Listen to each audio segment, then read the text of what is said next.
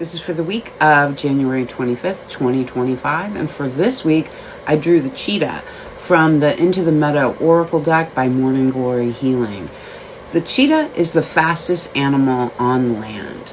Nobody has the speed of the cheetah, and that is how they make their achievements, which is what this card is all about. Cheetahs focus on what they know they can achieve, because the other thing about the cheetah is that they tire out really, really fast.